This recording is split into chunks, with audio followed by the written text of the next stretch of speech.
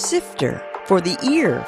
News, interviews, reviews, cinema, TV, streaming.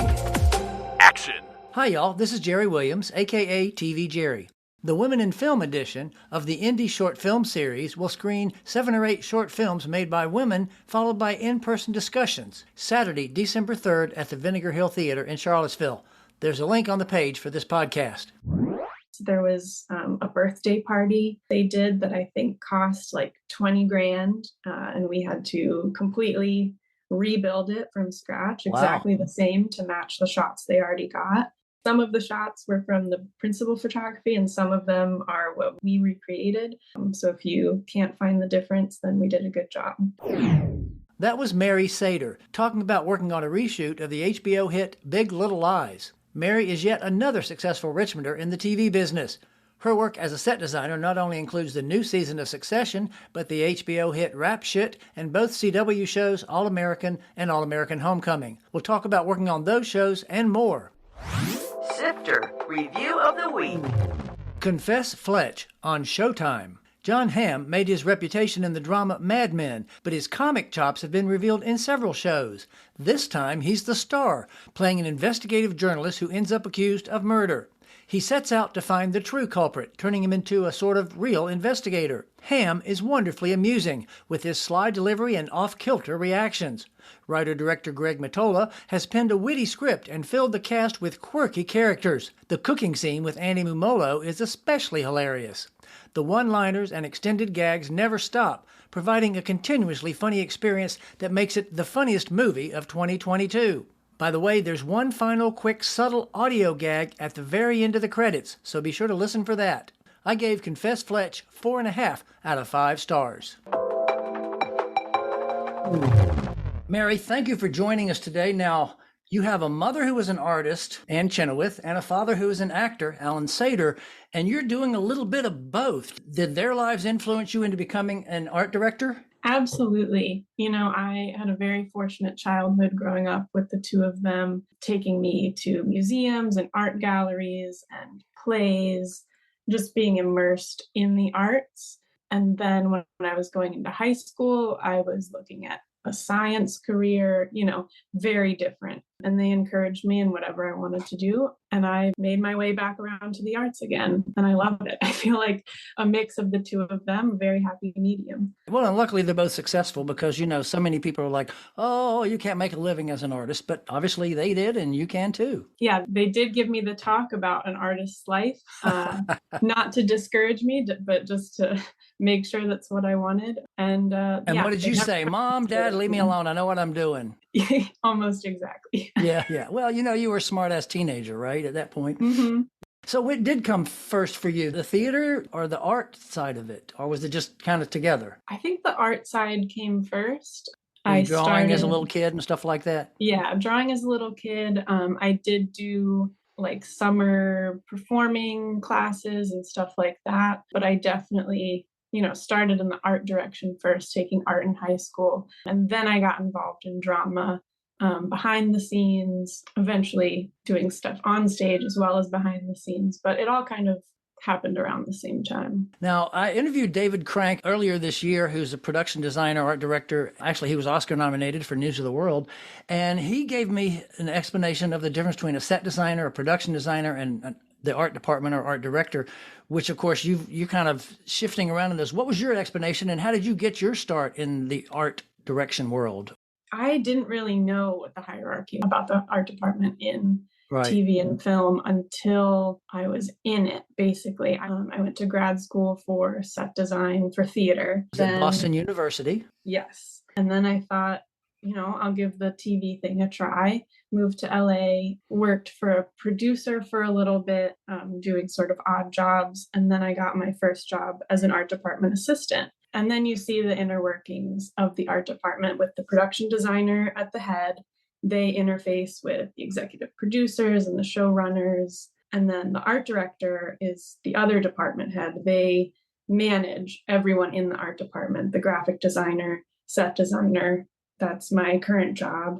So the art director is more of like the project manager, and they're in charge of executing the designer's vision. And then there was me, the art PA, you know, Right, right, right. helping make all that possible and running around town and picking up samples. And I just fell in love with the fast-paced nature of it and making such crazy, incredible like things come to reality. So you work mostly as a set designer. How is a set designer in theater, where you had your education and your background, different from a set designer on a TV show or a movie? Set designing for theater, it's sort of a almost a one-man job where you do the draftings, you are in charge of construction and picking materials and paint and props and all the furniture sort of falls on one or two or three people. And it's much more metaphorical. You can really dive into the script and you just have the stage and one location to build everything. Right. And then in TV, the position set designer, what I do is just to build drawings, construction drawings, to build every set. I do site surveys for every location we go to. So it's very similar in that you do all the research and you're doing the drawings, but you have a whole team of people to plan out the materials, and you have the lighting people to talk to sort of see if you need to shift the set 4 feet this way. I have a friend who did some work back in the day in that, and he said one of the things he would love to do is what he called power shopping, because like, let's say you have a director and you've got, I don't know, a vase, and you don't know whether he's going to want a red vase or a green vase or this fancy vase, or so he just went and bought 10 vases and then give them all to the director to decide. Does that still go on? Do you get that kind of carte blanche to just go spend a lot of money? Absolutely. If you don't get a clear direction, but you kind of have a loose outline, yeah, you'll just go out and go to the stores and grab a little bit of everything, maybe sort of in the same vein. And then I like to grab like a wild card.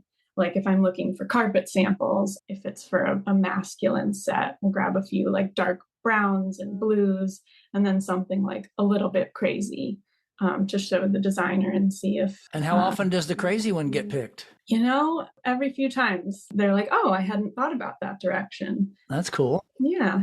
Now, you started doing all that, and in the last couple of years, you've been working more as a set designer.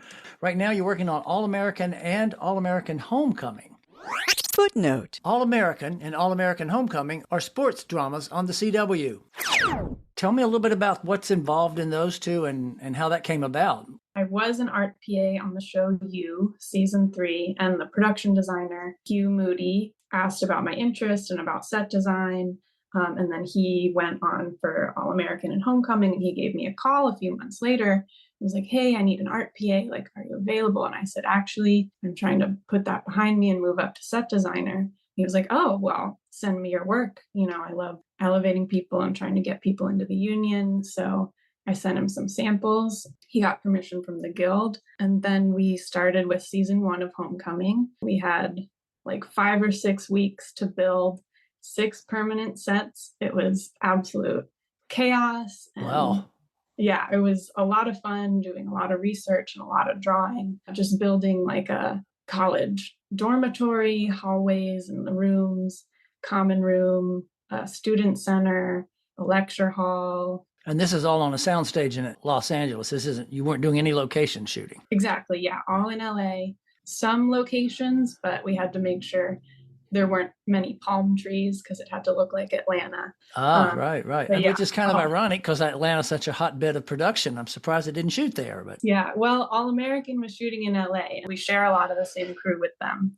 Right. So it worked out for the producers to share. So how are they different? What did you have to do for one versus the other? Or what did you learn on the first one that came in handy when you had to go back and do Homecoming? Homecoming, since it was a season 1 show, we had no existing sets. So everything we had to design and build. And then when I moved over to All-American, we were already in season 4. So they had most of the houses built, most of the permanent sets already up. So we didn't have to do as much building, just a couple of fun things. Like they graduated, they go off to college. So we built the beach house that the boys rent. And then that was mostly just like location stuff by episode, little sets here and there. Okay, and on the show you're getting ready to work on is the second season of Rap Shit, which I saw some of the first season and actually reviewed it. So how did you get that gig if you weren't on season 1? One of my friends, Andrew Sloan, is the production designer, and we met 3 years ago. My very first PA gig was on a show called The Rookie. It's still running on ABC. Right. And then he was the assistant art director at that time. And we sort of had an instant click. And so we had a creative bond. We all moved together onto Silicon Valley. And then he started designing, and he went to Miami for Rap Shit, came back to LA and asked me if I wanted to join him on season 2. And I'm really glad that we're all reuniting. Cool. Now, of course, this is, you said Miami. Again, you're shooting in LA, or this one is shooting in Miami? So season 1 did shoot in Miami. And then season 2, they're moving to LA. Oh, right. Okay. I don't know exactly the story, but somehow they're going to be moving from Miami to LA. And that's why we're going to be shooting here this season. Now, I want to back up a minute. I know there's a movie that you're working on, but I have a little surprise guest who wanted to drop in and say hello. Oh, goody. Surprise guest, drop in. It's Austin. It is Austin. Hello. Hello. Footnote. Austin Lewis is a film and video producer at Remember Tommy Productions. It is me in my little studio here in Baltimore, yeah. You're back in graduate school, right, Austin? Yeah, finishing up just through May. I'm just kind of marathoning from September to May. So that's the plan. So how do you and Mary know each other? You could call it being neighbors, although she was a full mile away. But it's out in the country, about an hour northeast of Richmond. And so we happen to be kids of the same age right next door, and our parents are friends. So I've known Mary as long as I can remember, and I think vice versa. So we grew up together. Yeah, what are some of the memories you have of her? Come on, Austin, I got you prepped for this. Here the thing is, I was thinking about this, and I was like, I was mean. I was like a mean big brother kind of character. I can't imagine you being mean. Do you remember that, Mary? I think, it was sort of like a brother-sister relationship. Yeah. He'd pick on me, and then I'd pick on him. She could understand the small ways of like driving me nuts without very subtly, little psychological torture. That sounds like a family. So you both got up in this field. Were there any indications early, Austin, when y'all were playing together that, hey, let's put on a show kind of stuff, or did that just evolve later in life? I know for me especially, and I'd say that Mary's part of this, that I think, my love for storytelling in general definitely came from like recess, right? Like I think I drew my first comic book because I was trying to explain a character to one of my friends, and I wanted to be like, no, this is his story. This is, just so you understand it. And then from there kind of kept going. And so I think, the improv kind of games you'd almost have and the play back and forth of who's controlling the story. Now who's controlling the story. Right. And Mary, you were in on that too, huh? Yeah, it was. Were you letting him be the boss, or were you setting back and being the production designer or the actor? Or... Yeah, well, I feel like Austin was really the boss in the creative things, like he'd write his comic, and I loved reading his comic. And I feel like we did like skits with like one of our parents' camcorders, Oh, yeah. Yeah. So Shanadar, is that your graduate thesis production, Austin? I like to say that it's part of my grad school experience because it was a big learning experience with like in terms of the scale and making it happen. You got Mary involved in that too. How did that come about? I knew Mary was doing production design, and I hadn't worked with her in that capacity yet. And on Shanadar, a big thing in terms of the producer conversations was involving a lot of women in heads of department, because this is an industry that typically hasn't facilitated that. And also, here's a film specifically about women. And so trying to kind of, who's pointing the camera here, who's actually shaping the world, and talk with Mary. And Mary came and wasn't able to be there on set, which, boy, I would have loved to have her there.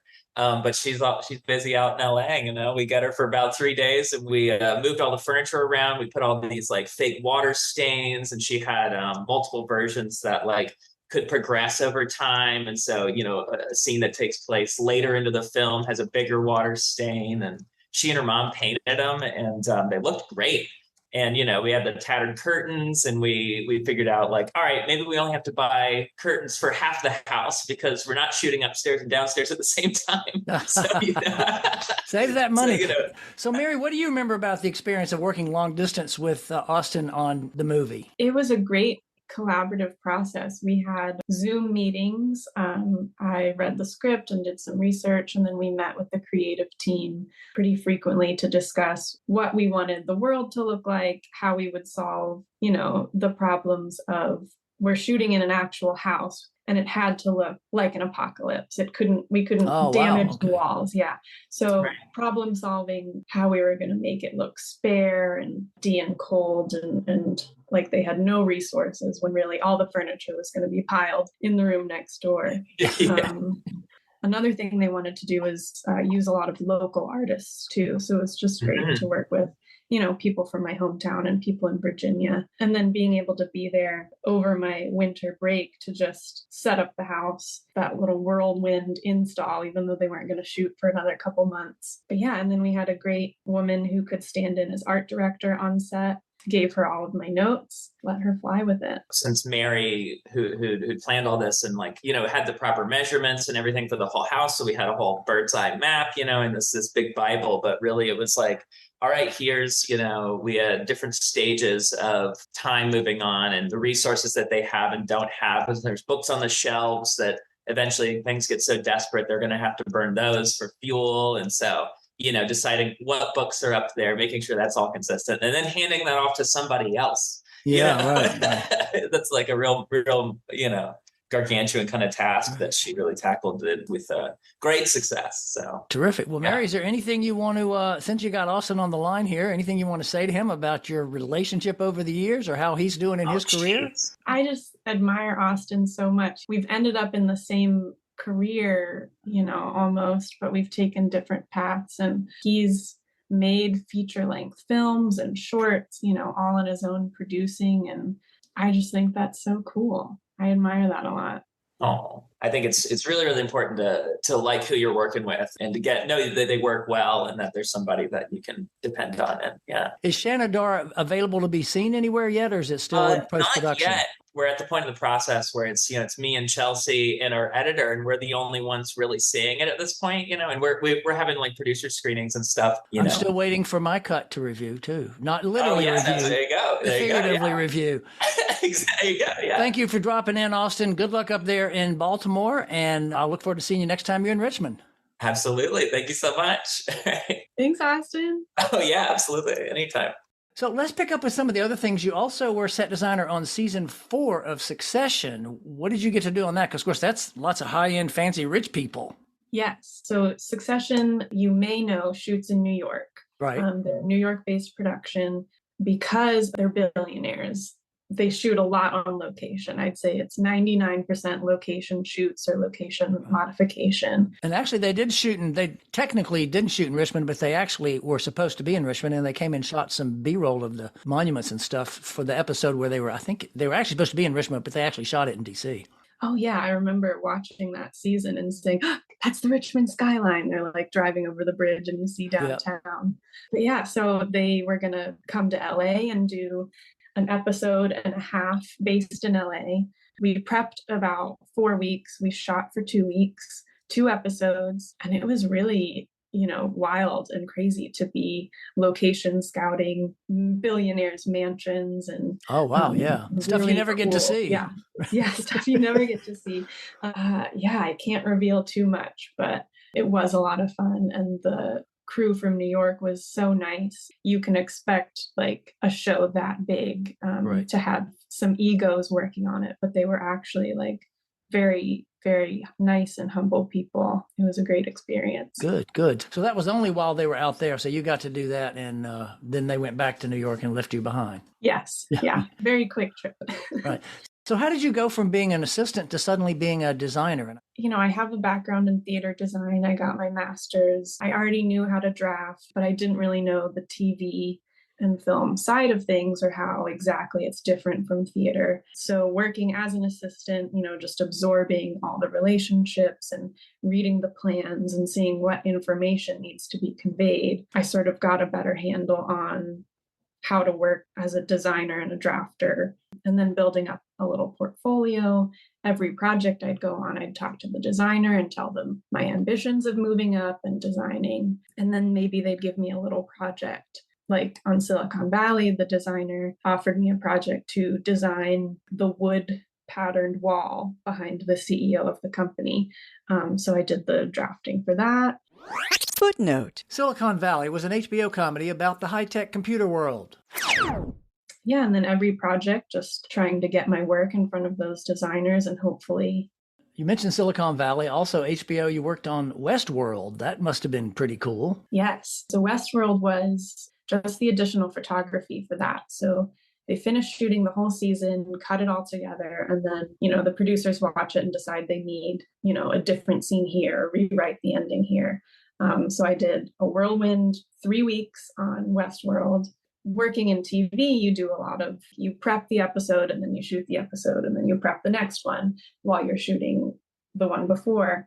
And for additional photography, you sort of just have bits and pieces you're looking at. And because it's such a high profile show too, you don't get the whole script. So we're looking at 2-sentence lines of like, oh, they reach into a lockbox. And we're like, oh, okay. So we have to design a lockbox and it's. But you never knew what was in it. Yeah. So we had a stage full of just these tiny, like one wall things where they could get an insert shot here.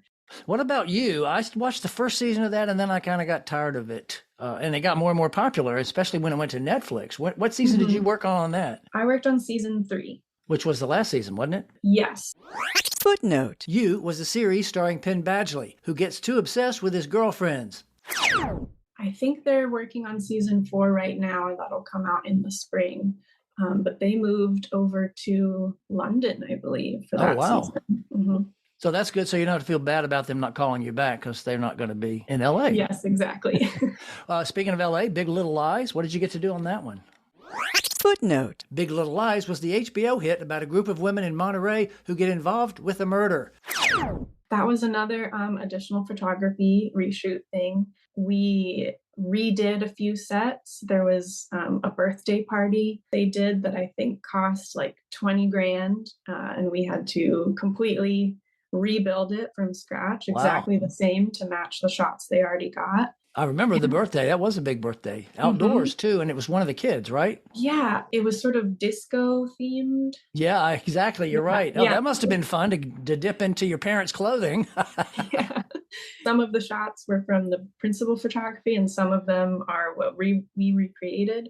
So if you can't find the difference, then we did a good job.